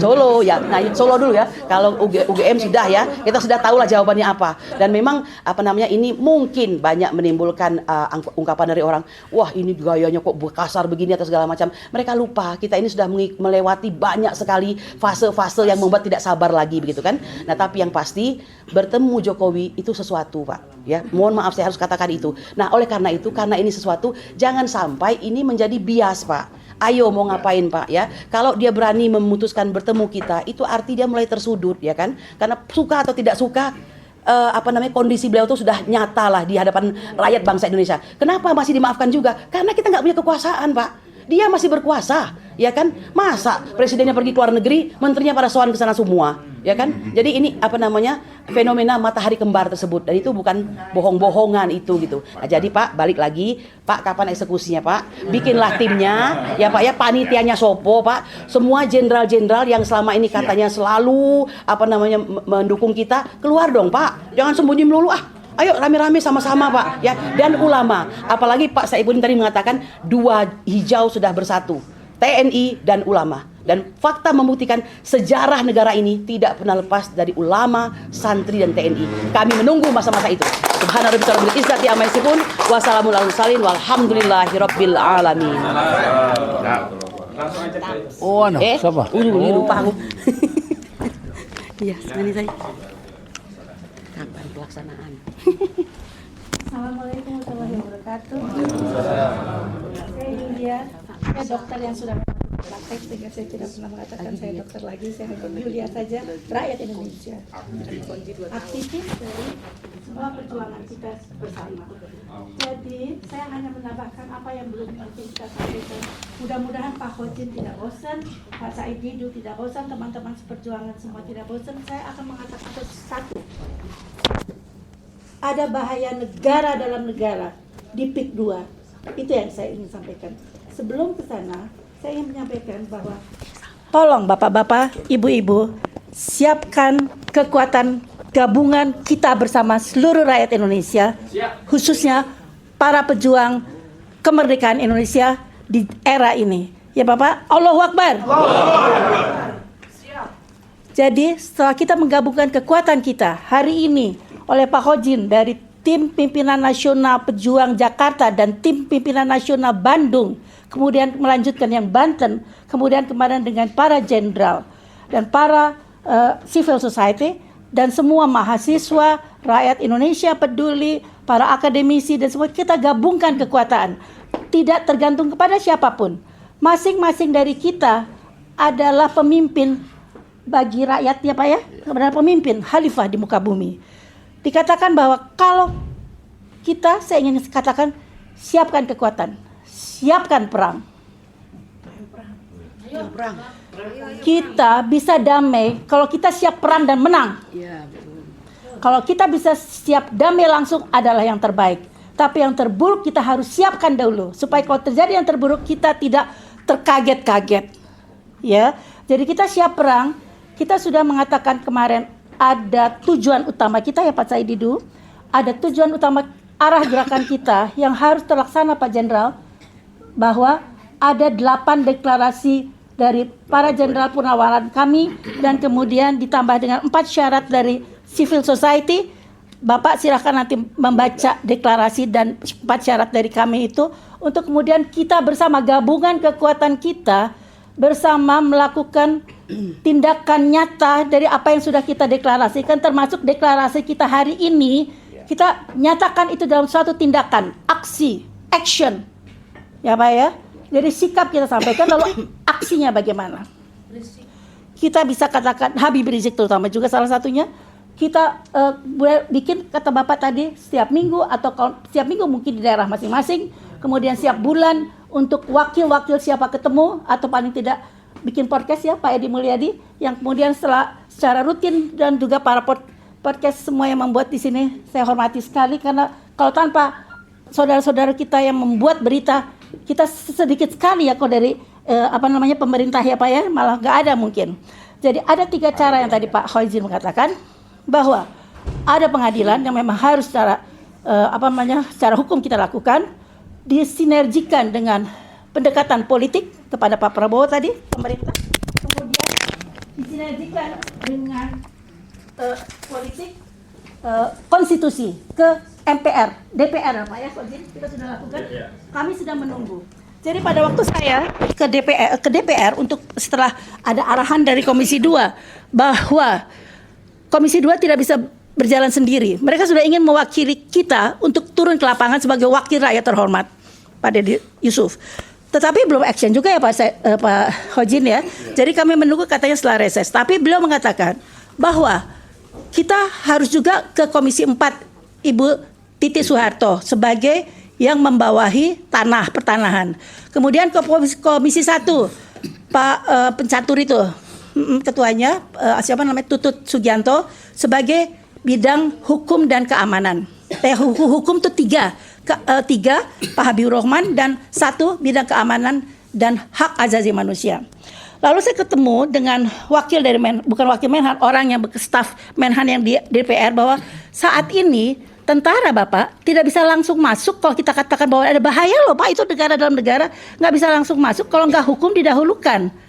Jadi harus hukum dulu, yaitu Komisi 3. Tetapi ternyata hukumnya kan tadi Pak Khozin sudah mengatakan kita tuh satu-satunya hukum itu sangat sulit karena mereka sudah bayar semua, mulai dari tingkat presiden sudah dibayar oleh Aguan, Jokowi sudah dibayar sampai tingkat yang terendah, bukan terdepan RT RW, lurah, semuanya sudah dibayar semua. Apalagi kalau hakim-hakimnya dibayar seperti yang kita hadapi ya Pak Khozin. Jadi kami sangat kesulitan dalam bidang hukum, tapi kami akan terus perjuangkan.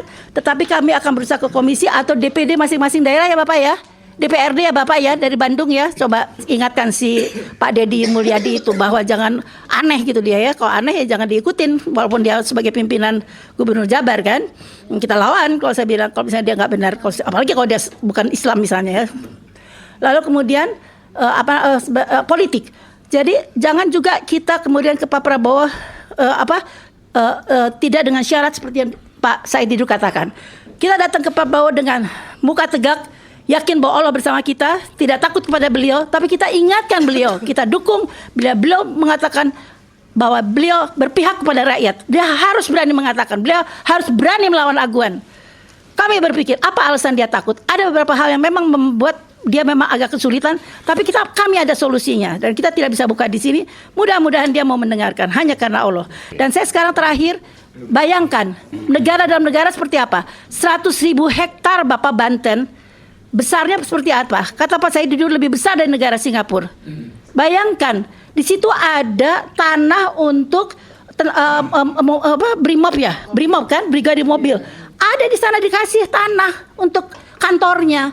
Lalu apa Pak? Untuk mengamankan mereka. Untuk Angkatan Darat Pak Dudung, Dang Dingdung itu juga sudah dikasih tanah.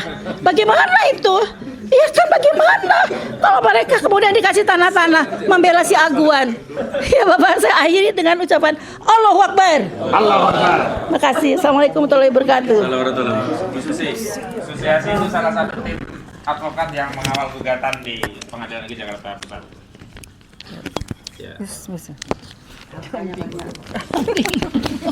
Ya, oke. Selesai. Terima kasih. Assalamualaikum warahmatullahi wabarakatuh.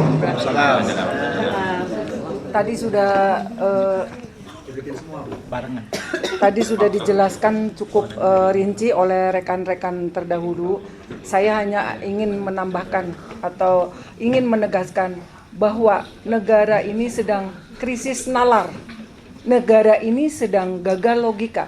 Kenapa? Karena semua permasalahan hukum yang semestinya ditanganin oleh pengadilan, oleh Mahkamah Konstitusi, ataupun oleh peradilan-peradilan lainnya, tetapi diserahkan kepada seorang preman. Seperti yang kita semua ketahui, semuanya diserahkan kepada seorang preman, yaitu siapa? Hercules. Ya mohon maaf, saya bukan bukan mengecilkan makhluk Allah ya. Akan tetapi ini negara besar.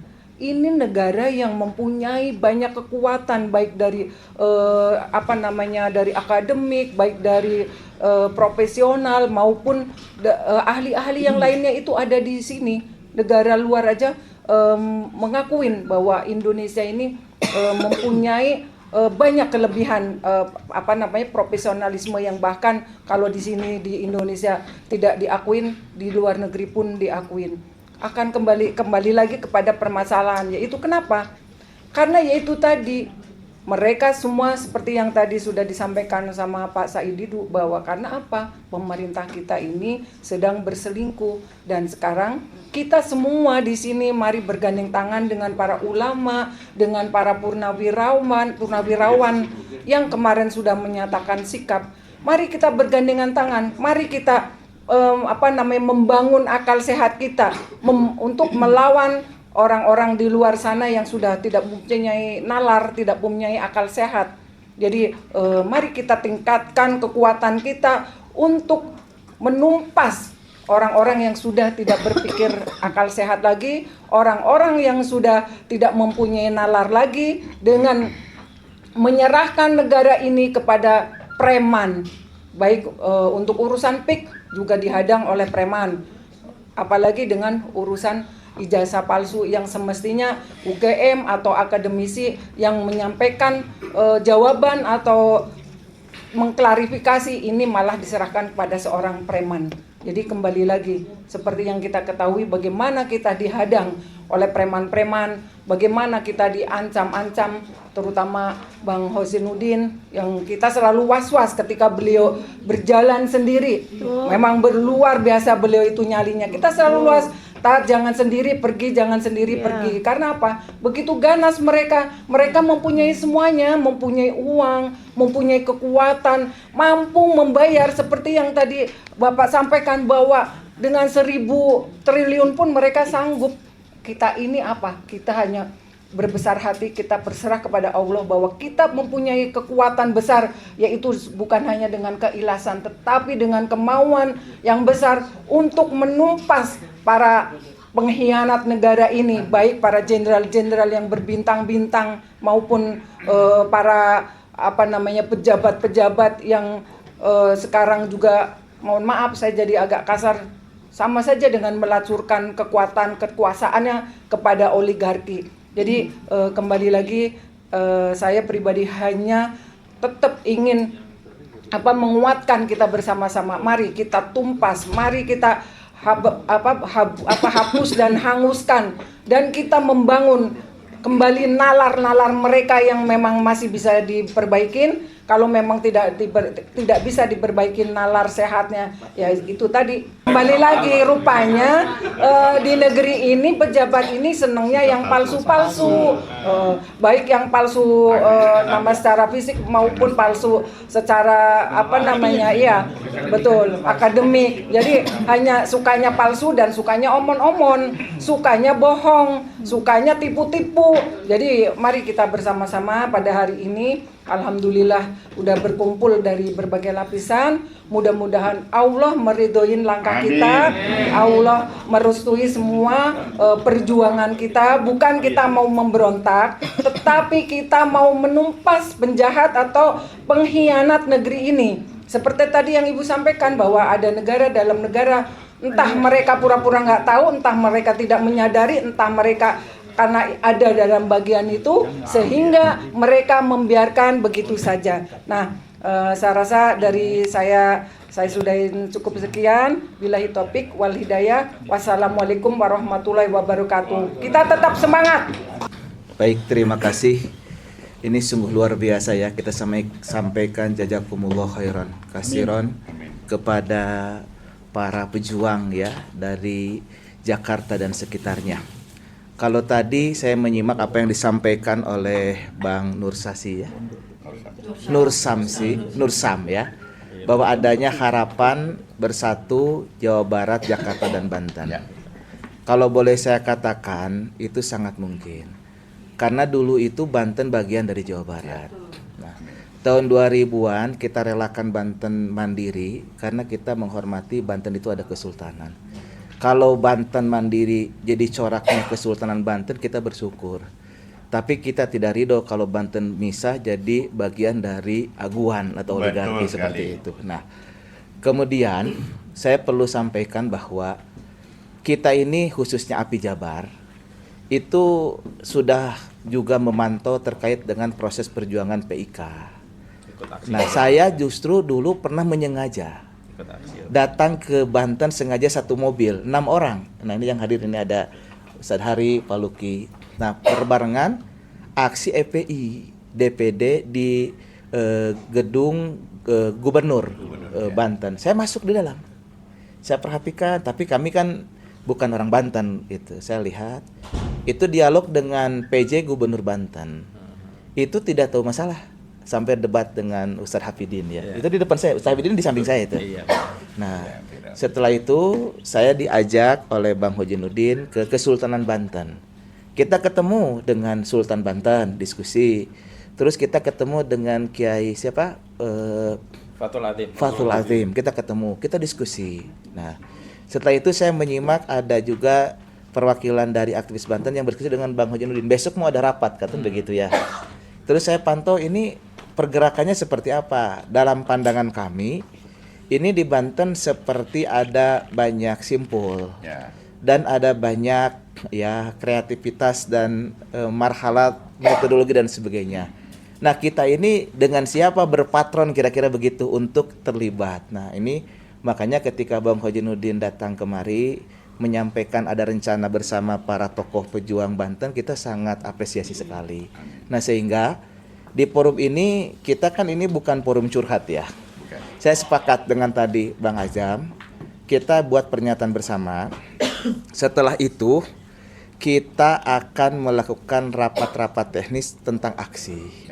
Nah, ini kami perlu sampaikan, insya Allah mudah-mudahan ini teman-teman juga di API istiqomah. Dulu kita yang mengawal sidang Ahok, Pak. Jadi ketika Ahok dilaporkan itu tanggal 17 tanggal 7 Oktober, saya waktu itu hadir juga ke Mabes Polri.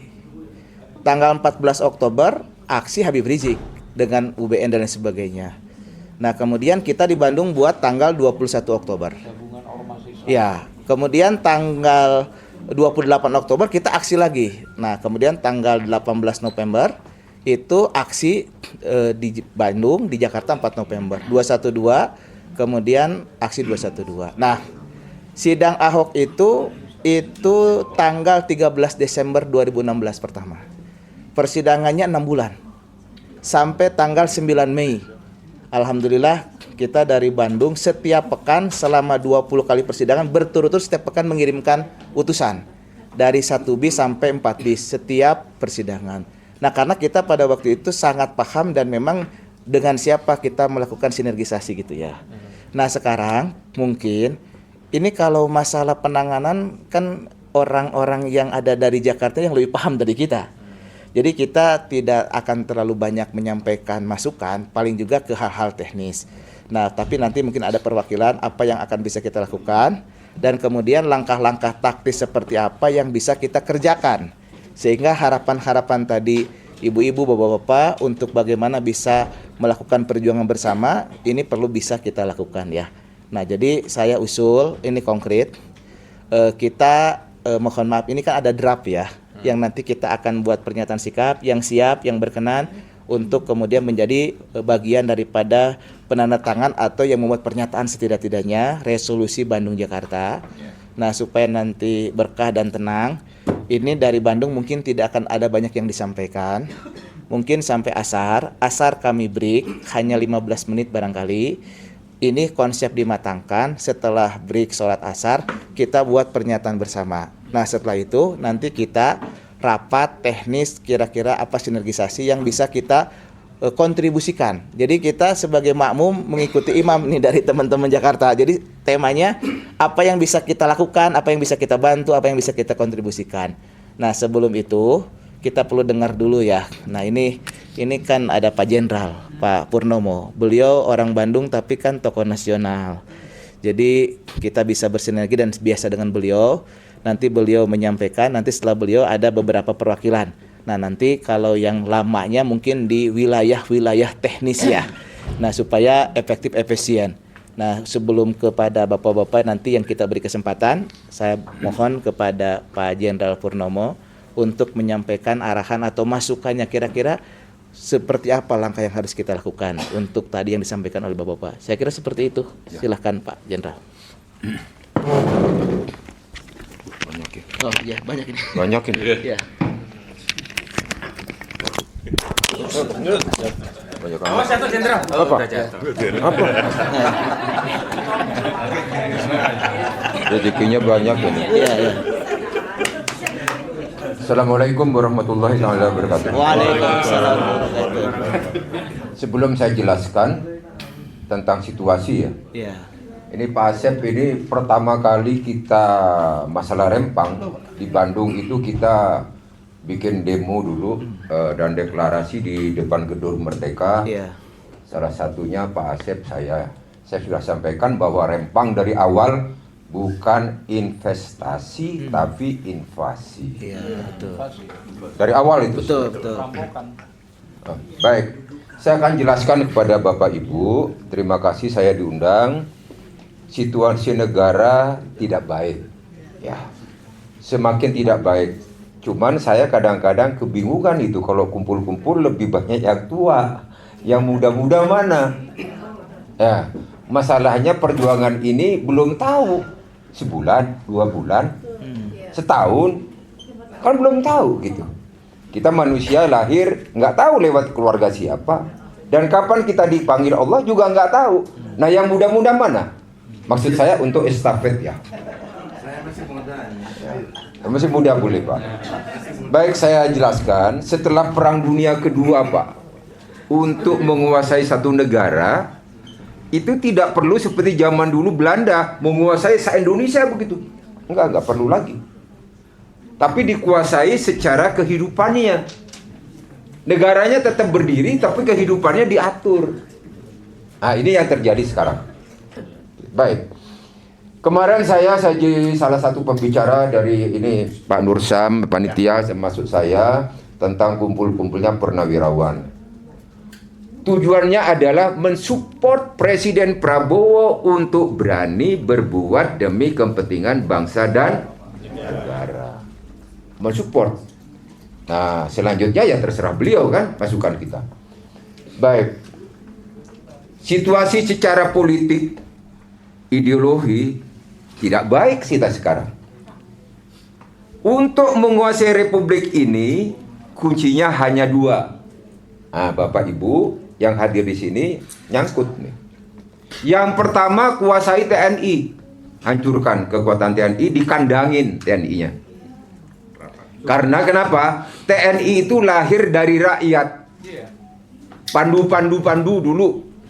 Itu ya. Baru menjadi tentara keamanan rakyat, baru menjadi profesional seperti sekarang. Beda dengan sejarah negara lain, beda-beda. Yang kedua, kuasai adalah tokoh-tokoh masyarakat, khususnya tokoh Islam, karena Republik ini negara yang mayoritas Islam. Ya. Tadi Bapak Ibu udah tahu, saya orang Jawa Timur, saya orang Sumeneb, Madura saya. Ini banyak orang Maduranya.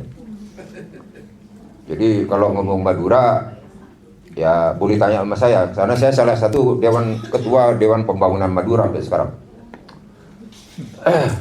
Terus situasi orang Islam sendiri sekarang diacak-acak. Ada kelompok inilah. Saya tidak mengatakan yang benar yang mana, tetapi harusnya pemerintah hadir untuk menyelesaikan ini, menyatukan kembali kekuatan Islam. Karena benteng pertahanan yang nomor 2 setelah TNI adalah umat Islam. Ini tidak hadir. Nah, sekarang bapak-bapak yang ada di sini harus melakukan itu. Kumpul jadi satu, menjadi satu kekuatan. Yang di Jawa Barat menjadi satu kekuatan. Jangan ada kelompok-kelompok. Saudara kita yang di Banten juga orang Islam, ya saudara kita. Ini harus muncul. Sekali saya katakan tadi bahwa Republik ini sedang tidak tahu. Saya bilang, saya tidak mengatakan sebulan lagi, 2 bulan lagi, tidak aman. Baik. Secara politik, ya Bapak sendiri tahu gitu ya. Ini situasi politiknya tidak jelas gitu ya. Mau dibawa kemana? Tetapi yang pasti adalah apa yang diterima Pak Bowo adalah rangkaian dari 10 tahun sebelumnya. Kalau istilahnya boroknya sudah akut. Nah, Ibu dokter nih, ya disembuhkan rada-rada susah Bu dokter ya. Potong aja kakinya ya. Ya betul Ibu. Nah, jadi maksud saya perlu kita dorong Prabowo untuk berani berbuat. Rakyat harus mendorong, gitu, mengingatkan. Nah, baik selanjutnya masalah ekonomi. Takut yang bapak-bapak nggak kebagian waktu nanti. Ekonominya, pemerintah kadang-kadang bingung saya, tidak hadir ya. Tahun 2002 saya masuk ke Cina dulu 2 minggu untuk persiapan Indonesia masuk pasar bebas dulu. Saya tidak keliling Indonesia Barat, tapi sekeliling Indonesia Timur. Terus berangkat saya terbingung-bingung. Aduh, bagaimana ini saya bilang dengan negara saya. Salah satunya yang bisa saya tangkap, saya masuk ke Guangzhou di pabrik. Ini harus evaluasi orang kita. Saya juga nggak menyalahkan pengusaha, tapi orang kita yang kerja juga harus dikoreksi. Saya masuk setengah 12 di pabrik di Guangzhou. Itu jam 12 tank keluar Pak, kayak laron keluar semua. Jam 1 dia sudah kerja kayak robot. Nah orang kita kan kayaknya ngelok rokok. Di sebelahnya nggak ada, ngopi hela, ngudut kata orang Sunda ya. Saya tidur di hotel, pagi-pagi kan saya ambil ngerokok, ngopi gitu. Lihat manusia keluar dari bawah, dari subway, seperti laron lari itu Pak. Takut ketinggalan, takut telat. Saya bukan bela Cina, tapi yang baik kita contoh. Ya, dia ketakutan Pak, takut terlambat. Kembali lagi kalau orang kita, enggak gelak. Itu ambil ngerokok ngudut helaknya, gitu. Maaf saya bahasa Sundanya agak kasar. Saya dulu sama mertua juga gitu. Bapak jangan marah kalau saya pakai bahasa Sunda terus kasar. Oh enggak apa-apa Mas, kata gitu. Karena bukan orang Sunda saya. Yang kedua, tentang ekonomi. Pemerintah sekarang mengimpor barang-barang, kembali lagi itu di Cina ya. Terus saya masuk ke salah satu toko. Terus dibawa ke pintu gitu ya. Masuk. Itu di dalam tas-tas perempuan yang juta-juta itu cuma 100.000 cuman. Kecuali orang itu benar ahli dalam bidang barang itu, nggak dibuka dalamnya resletingnya, nggak kelihatan kalau itu tiruan. Yang aneh adalah tidak ditangkap. Saya di Bandung, lama di Bandung, dinas di sini saya lama. Jadi saya setelah pulang Timur dulu langsung diminta masuk Bandung. Ya saya di Intel, di Kodim Kota. Jadi saya tahu isinya Bandung, saya tahu. Manusia pergerakan Bandung saya tahu. Ini teman saya itu saya. Jadi di Bandung dulu orang bikin celana jeans, tiruan, langsung ditangkap. Di sana tidak. Terus saya bilang sama atas pertahanan yang dampingin saya, coba kamu lihat 5-10 tahun akan datang atau 2-3 tahun lagi aja, saya bilang ini kan keterampilan usaha di rumah, home production, dan ditampil bagus ini. Kalau tas perempuan kasih bahan yang bagus, jadi saya no mobil, dikasih mobil Mercy kayak van begitu, apa kayak Alphard kalau di sini gitu. Saya pencet gitu ya duduk. Ini mobil apa nih, saya bilang. Versi Komandante. Tapi enggak enak ya. Enggak, ini versinya Cina katanya. Memang agak beda dikit karena baru kan. Nah, sekarang barang-barang itu melanda masuk Republik ini. Mobil Melanda masuk sini. Barang-barang juga Belanda masuk sini. Ibu-ibu tuh lihat, kan pakai pencet-pencet belanjanya gitu kan di HP ya. Harganya murah. Betul murah. Karena pemerintah berharap dengan pajak. Tapi yang jadi masalah adalah pabrik di sini tidak mampu bersaing dengan harganya. Akhirnya pabrik tutup.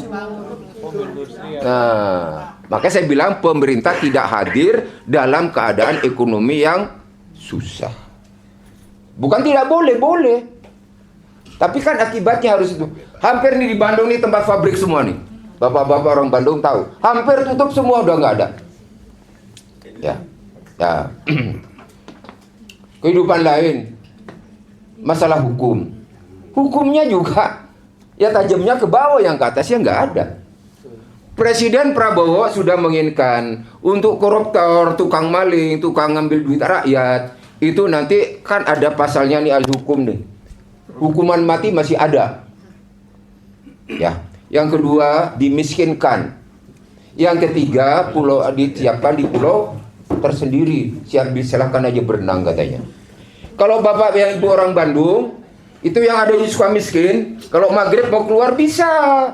Pokoknya sebelum sholat subuh masuk lagi. Angkanya saya nggak sebutin, nggak enak. Itu ada angkanya. Nah di belakangnya tuh komplek. Komplek itu kebanyakan punya mereka itu. Nah, Presiden Prabowo udah nyampaikan. Jadi kalau nanti ada di pulau, silakan aja mau keluar katanya gitu kan. Keluar nanti diterima sama buaya kan begitu. Nah, yang aneh kita itu para tokoh, Bapak Paduka yang mulia, Ibu Paduka yang mulia di Senayan tidak mendukung konsep pemiskinan tadi. Harusnya kan didorong dong. Iya Pak, mana ajuan dari pemerintah? Saya tanda tangani. Sekarang kalau orang korupsi 100, kembalikan 10 dan sebagainya 10, sisa 80 ditahan 10 tahun, paling 2/3 dijalanin. Habis itu tiap malam juga pulang. Di Surabaya juga kemarin ketangkep lagi makan di restoran, kan itu. Nah, pulang-pulang masih punya 80-70. Halo Bandung. Udah kaya. Nah, mestinya tadi konsep Pak Prabowo untuk memiskinkan itu segera tanda tangan dong Bapak yang di Senayan. Ini yang harus kita ingatkan. Orang di Senayan mau duduk, tolong Bapak, Ibu tanda tanganin punya saya, nama saya ini fotonya ya. Tapi begitu udah duduk, lupa. Senayan harus dengar itu. Ya. Ya baik. Selanjutnya tentang keamanan. Apa yang terjadi, saya dari awal IKN, ini teori Pak ya. Ibu kota negara tidak boleh berada di paling depan. Karena dalam perang, saya tentara soalnya. Manakala ibu kota suatu negara didudukin, maka berarti perang selesai. Nah, sekarang di IKN sudah di paling depan. Terus yang jaga siapa? Angkatan Laut dijajar sama buaya-buaya gitu kan gitu. Kan nggak mungkin. Satu. Yang kedua, Wah, taksi terbang gitu ya. Kan gitu ya, mobil terbang dan sebagainya gitu. Rakyat di Kalimantan sedikit. Begitu dibangun, siapa yang masuk ke situ? Ada satu negara yang penduduknya 1,5 miliar lebih, 400 juta harus masuk republik ini. Harus keluar dari negaranya. Sebagian besar memilih republik ini. Tadi bilang ibu ya, Ibu Kurnia kalau nggak salah, orang kita pemaaf, diterima dengan baik.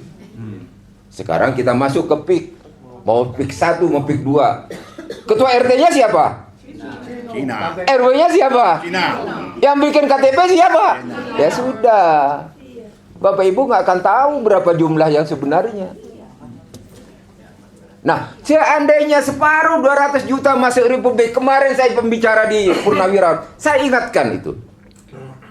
Ya, pertemuan di lembaga puasa dengan Pak Gatot Nurmantio, saya ingatkan, awas. Seandainya itu 200 juta masuk republik, kita 270, terus mereka yang sudah ada di sini, seanak beranak, ya gitu ya, tambah orang-orang kita yang komprador pengkhianat itu, maka posisinya satu-satu.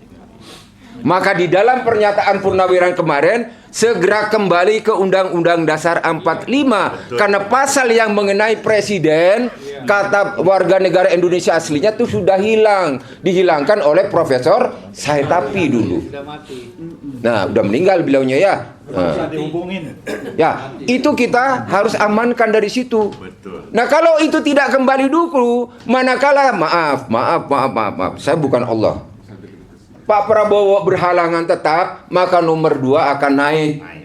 Kan begitu. Atau terjadi sesuatu, semua yang namanya warga negara, mau dia asli mau tidak asli, pribumi atau tidak, berhak menjadi presiden. Itu yang terjadi di Singapura. Jadi sampai kiamat pun nih, Nusa bilang kiamat, saya ikutin aja nih. Dah. Perdana Menteri, karena itu parlementer, yang berkuasa tuh Perdana Menteri, presidennya cuma wayang tok, nggak ada apa-apanya. Ya silakan Melayu seperti itu. Tapi Perdana Menteri yang mengatur kehidupan itu tidak akan ada orang Melayu. Nah, silakan Bapak Ibu maunya yang mana milih. Nah, itulah kenapa kita di dalam pasal itu. Dan yang kedua saya perlu mengingatkan, yang dimaksud Purnawirawan kembali ke UUD 45 bukan terus seutuhnya seperti itu. Kata Bung Karno, saya baca buku Bung Karno karena saya ingin tahu mana tokoh-tokoh Indonesia, saya buka, ya saya baca. Saya yang baik-baik ya saya ambil, yang nggak baik ya saya nggak ambil. Kelak kemudian hari kalian perlu sempurnakan Undang-Undang Dasar ini karena waktunya kami sangat pendek. Nah, maka di dalam pernyataan Purnawirawan kembali ke UUD 45, hal-hal yang perlu disempurnakan atau yang masuk 2002 dianggap baik nanti dimasukkan di dalam adendum. Aslinya tidak dirubah. Nah, yang adendum tadi dilakukan, cocok, lanjutkan. Tidak cocok, ganti lagi. Tapi yang pokok 45-nya tidak boleh hilang. Ini supaya saya menjelaskan jangan nanti interpretasinya negatif terhadap Purnawirawan. Enggak. Kita tidak seutuhnya begitu. Maka dulu saya pertama kali yang lain nanti Pak jeda waktu. Oh ya waktu, oke. Sedikit. Maka dulu tentang UUD 45 saya dari Purnawirawan dulu yang membuat pertama kali buku itu. Namanya Kaji Ulang. Ya, kenapa kaji ulang? Karena pada waktu itu masih orang alergi terhadap tentara. Oh, tentara begini, itu tentara begini. Padahal kita tentara tidak bermaksud untuk menguasai republik ini, tidak. Terakhir dari saya, masalah yang terjadi nanti keamanan tidak baik, ya, makanya kemarin saya nyanyi sepotong. Saya penyanyi kamar mandi soalnya, jadi kalau panjang nggak bisa saya. Jangan biarkan rakyat hidup sendiri, kan gitu kan? Jadi kalau rakyat hidup sendiri, marah sendiri, nggak ada yang kontrol, rusak Indonesia. Pada saat kita pecah, disitulah orang asing masuk dan selesai Indonesia. Betul. Itu maksud saya kemarin. Saya rasa itu nanti kalau ada apa-apa di luar ini nanti mau ngobrol lagi, saya siap Wassalamualaikum warahmatullahi taala wabarakatuh. Baik.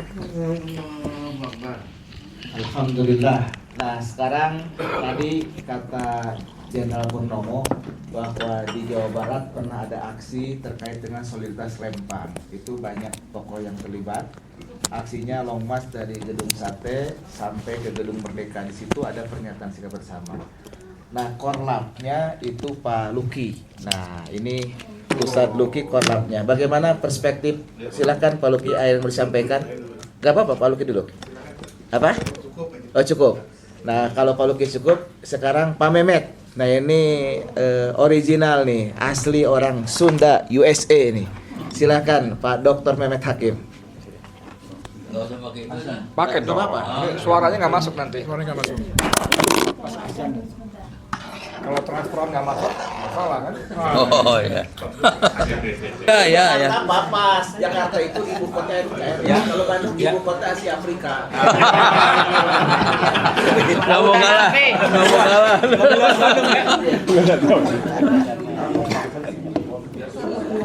Kasih kode ya YouTuber. Sebentar, untuk tempat pernyataannya di sini nanti. Iyalah. Oh, ke depan. Iya, Pak. Nanti bisa langsung muter itu kamera. Kita ke sini. Oh ya. Enggak backlight. Oh ya. Di sini. Iya. Berarti kita di bawah, terus ibu-ibu di belakangnya gitu aja ya. Ibu-ibu di depan. Udah siap. Oke, bismillahirrahmanirrahim. Saya persilakan dulu biar tahu siapa yang bicara. Kenapa? Shooting, Pak. Iya, shooting. Tenang, aman. Baik. Bismillah, Bapak Ibu sekalian, skorsing kita buka kembali ya. Kita cabut skorsingnya. Sekarang kita dengarkan, kita simak penyampaian dari salah satu tokoh Jawa Barat, yaitu Bapak Dr. Mehmet Hakim. Kepada beliau waktu dan tempat dipersilahkan. Nah, ini Pak. Kalau itu betul Pak, belum jatuh. Oke, bismillahirrahmanirrahim. Terima kasih atas kesempatannya. Jadi saya ingin menjelaskan kondisi Banten. Itu aja dalam kaitan dengan PIK 2 ini. Jadi di sana itu ada 3 faksi lah. Besarnya gitu. Banyak sebenarnya, tapi kita ambil 3 faksi. Nah, 2 faksi Kesultanan dengan faksi Ma'ruf Amin, itu sama sependapat menolak PIK 2. Oke. Nah, yang agak repot, yang 2 ini juga masih belum bisa nyatu. Belum bisa bersatu dalam artian belum bisa bersatu dalam artian belum bisa larut gitu ya. Yang kedua ya tadi yang satu faksi ini faksi yang terakhir ini itu umumnya pro ke ya disebut pro barangkali jadi mainannya Aguan lah, itu bisa dimasukkan ya. Ini kelompok pemerintah daerah ya, dari mulai bupatinya, camat sampai kepala desa dan premannya barangkali ini masuk dalam kelompok itu. Nah, kelompok-kelompok inilah yang sering dimasuki oleh kelompok Aguan supaya manuver-manuvernya itu bisa lebih bebas. Jadi bagaimana kita bisa menyetop ini? Pertama, kedua faksi yang tadi menolak PIK 2 ini harus betul-betul menjadi satu. Ditambah dengan bantuan moral dari DKI dan Jawa Barat ya. Kalau perlu barangkali semua kemampuan umat yang ada di Jawa Barat dan di Jakarta serta bergabung dengan Banten itu bersama-sama untuk membersihkan dari unsur-unsur PIK 2 ya. Karena PIK 2 ini memang harus dihentikan. Bayangkan oleh kita bahwa proyek PIK ini di Banten dan bukan mungkin proyek pengembang lainnya seperti PIK 2, kemudian ada Sumarekon dan sebagainya, ini sudah menghambat atau bukan menggagalkan ya, tapi ya menghambat lah, mengganggu program ketahanan pangan. Berapa ribu hektar sawah di sana dihancurkan. Dan seperti di Bandung juga ada sawah-sawah itu diambil alih dan dibiarkan, tidak ditumbuhi apa-apa. Jadi ini kerugian buat negara, kerugian buat masyarakat, dan yang pasti ketahanan pangan akan terganggu. Jadi untuk itu kita minta memang kepada pemerintah, para pengembang ini tidak boleh diberi izin pada tanah-tanah sawah atau tanah pertanian, tanah-tanah produktif. Saya kira itu saja barangkali. Terima kasih. Wassalamualaikum warahmatullahi wabarakatuh.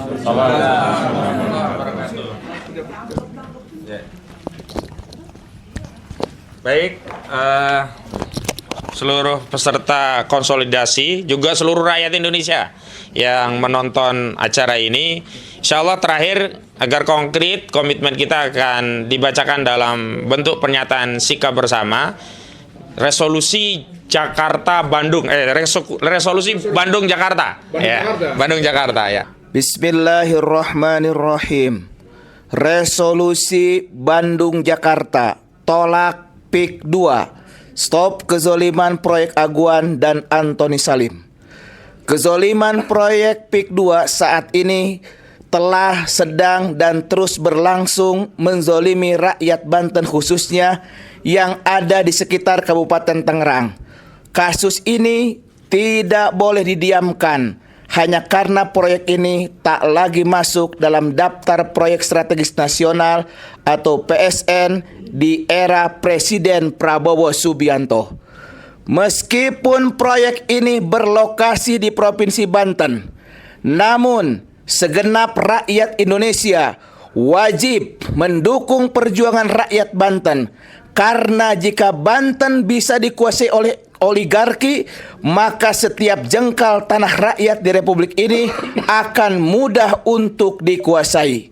Berkenaan dengan hal itu, kami segenap ulama, tokoh Bandung, Jakarta menyampaikan sikap sebagai berikut. Pertama, menuntut Presiden Prabowo Subianto untuk segera menghentikan proyek PIK 2 di wilayah Banten dan seluruh proyek penguasaan tanah di seluruh wilayah Indonesia. Kedua, menuntut Presiden Prabowo Subianto agar memproses hukum seluruh pihak yang terlibat dalam proyek yang menzolimi rakyat Banten, termasuk terhadap Aguan dan Antoni Salim, baik terkait kasus pagar laut, kasus sertifikat laut, hingga perampasan tanah rakyat di wilayah daratan Provinsi Banten dengan modus tipu muslihat, intimidasi, hingga kriminalisasi dan menyiapkan invasi bangsa lain. Ketiga, menuntut negara hadir dan menyelesaikan kasus ini dengan mengembalikan seluruh hak-hak rakyat, sekaligus menghukum Aguan dan Antoni Salim selaku pemilik proyek PIK 2 untuk membayar seluruh kerugian yang diderita rakyat Banten dan negara di proyek PIK 2. Membatalkan seluruh proses pengalihan hak atas tanah di seluruh PIK 2 karena banyak yang melanggar hukum.